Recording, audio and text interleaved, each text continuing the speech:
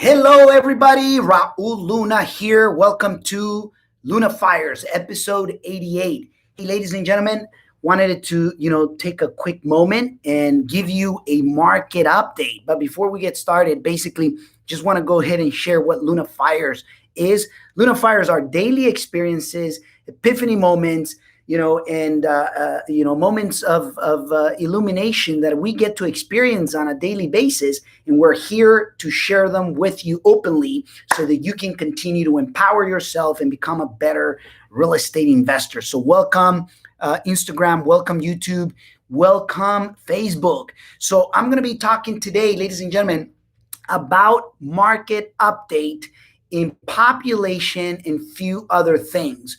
You want to pay attention to this because a great friend of mine just sent me this morning, as a matter of fact, what we're going to be talking about right this moment. We're going to be talking about the cities that throughout the U.S. that had the net losses of population. We're going to be talking about the net gains, the cities that actually had, population that moved and created a net gain. And at the same time, few things that are happening, in the greater Bay Area, San Francisco market that I think everybody, should be, aware of, as well as, California. And why should you be hearing this if you're in another state? Well, probably because you are, blessed beyond belief, for many, many other reasons. Okay, so let's go ahead and get started. As I'm sharing it, leave me your comments down below. Don't forget to hit like and subscribe to the channel and turn on the notifications. And hey, share it with your other team players out there. Share with other people so that they can also become fully acquainted. So let's get started, ladies and gentlemen. We're going to start with the net losses first. Okay, Manhattan, New York had a net loss and I'm talking from February of 2020 to July of 2020. And this resource obviously is coming from, my move analysis of USPS date, but a great friend of mine sent it to me. He is, just so that you know who, a little bit of who he is, he's a big time multifamily real estate investor. He came to this country. He's an immigrant guy that literally came with $100, and now he's worth over $500 million. He says, Raul, just pay attention to what's happening on the market. So I want to go ahead and share with you guys. 111,000 people left Manhattan, New York, ladies and gentlemen, from February to July of this year, 2020. Next one, the second one that lost the most, Brooklyn, New York, 43,000 people.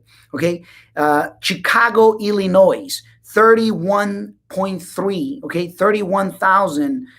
People. San Francisco, California, 27,000 people. And I'm rounding it up, all right, by the way. Los Angeles, California, 26,000 people left LA. Okay, 22,000 people left Naples, Florida. Washington, D.C., 15,500. Houston, Texas, 14,900 people left Houston. Philadelphia, 12,800 people. And then Fort Myers, Florida, 11,900 people left Fort Myers. Can you believe that? I mean, can you just imagine for a moment? The one that is staggering, the one that truly, it is mind-blowing, it's Manhattan. What's going on with Manhattan? 111,000 people. Let me tell you one thing. I live in Modesto. In Modesto, there's about 220,000 people, maybe a little bit more, a little bit less. It's like half of Modesto, and it's interesting. Now, let's talk about which ones were the net gainers, okay? And it's interesting to see that, from February to July of 2020, per my move analysis of USPS data, they have, for instance, Katy, Texas, with 4,400 people that moved in as a net gain. Okay, already this is the net portion of it. Okay, we got Richmond, Texas, with 3,000 people. Frisco, Texas, with 2,600 people. Okay, this is people that moved in, and it's already net. It's already deducting, obviously, for the people that probably left from that area too. And then we got East Hampton, New York. 2,500 people moved into East Hampton, New York. And then we got Georgetown, Texas, 2,300 people. This is net gains on these cities, okay? And then we got Leander, Texas, with 2,300 people. We got Cypress, Texas, with 2,100 people. We got Riverview, Florida, with 2,100 people that moved there. And then we got Meridian, Idaho, 2,100. It almost seems like Texas. People are flocking Texas for some reason. 1, 2, 3, 4, 5, 6 cities from Texas had some, net gains in just one state alone, ladies and gentlemen. Now, imagine a lot of other people living the bigger metro areas, while, the smaller cities are the real winners, the real gainers. But there's something in particular that I don't know if you've been paying attention to that is happening in California. Just happened not too long ago, a few days back, that there's the new law that just came to, being a law where now the nonprofit renters, basically the government, is going to be able to buy foreclosures. In other words, you and I, as a real estate investor, will not be able to buy foreclosures anymore until basically the nonprofit says, or the renters, or in essence, the government basically says, no, we don't want to buy those properties. Then you and I have an opportunity. How interesting. How interesting. I was born in California. I was born in San Francisco, and I was raised in Mexico. But my goodness, more and more we're losing freedom. And, it's interesting because that just came into law where basically, foreclosures, it's going to be first being grabbed and filtered by the nonprofits, by, the tenants who basically lives in the property at the time. And at the same time, obviously, you and I are being left. In San Francisco last year, a new law came into play where nonprofits, any apartment complexes that I think is 3 units and above, the nonprofit, they have to be notified. The nonprofit has to be notified basically if they want to buy it or not. And they have X amount of days to say yay or nay if they're going to purchase the property. Can you imagine that? Now, this is now a statewide, basically, and this is for all foreclosures. So while there may be some loopholes potentially, it does add another layer to the mix. It makes it even complicated, all right? So just wanted it for you to know that. The second thing that California is basically doing is, keeping all these businesses, closed, and with all these regulations that I don't know if you noticed, but, the governor a few days ago, and I actually, shared it I think I shared it last night in my Instagram story, that, it's Governor Mr. Newsom thought, he probably found out that I'm trying to leave California. It was purely a joke. But the reality is this. He, a few days ago, was on Fox News basically begging Californians not to leave California.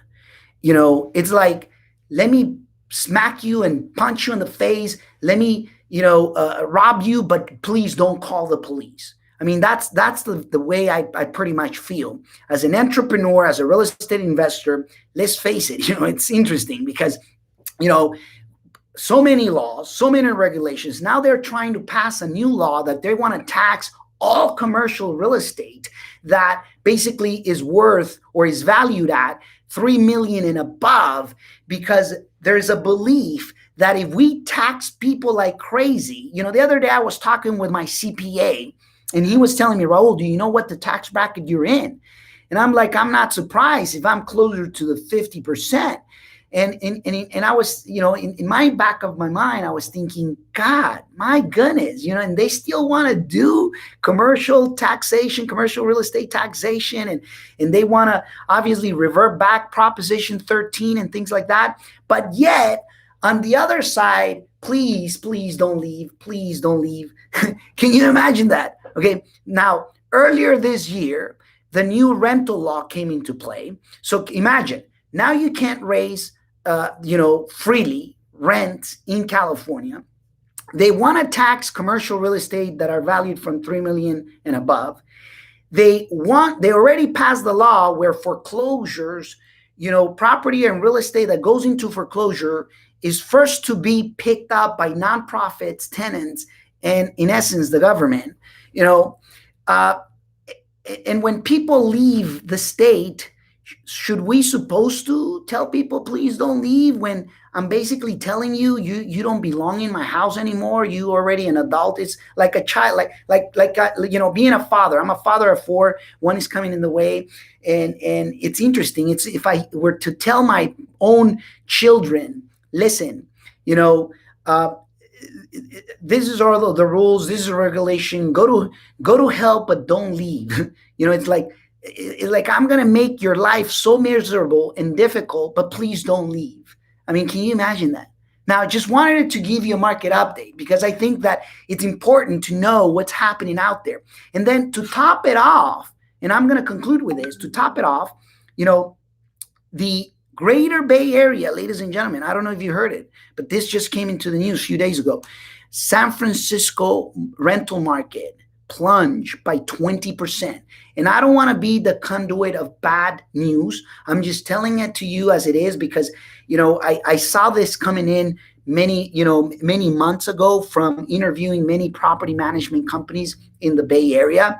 And we're noticing that don't be surprised that people that move to the suburbs eventually, because the rents in San Jose and San Francisco, in Oakland, in the peninsula area, that will start dropping. I mean, San Francisco already dropped 20%. Now pay attention to that, because 20% on a rent. Let me put it into perspective because I want you to, let's say a one bedroom was renting for $3,000 as an example. 20%, you're talking about a $600 drop.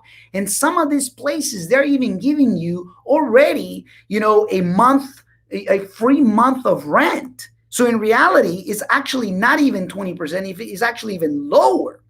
So there may be people, wanting to move from the suburbs back into the cities if the rents continue to plunge. Do you agree or disagree? Or give me your point of view. The reality is, hey, something is not smelling right.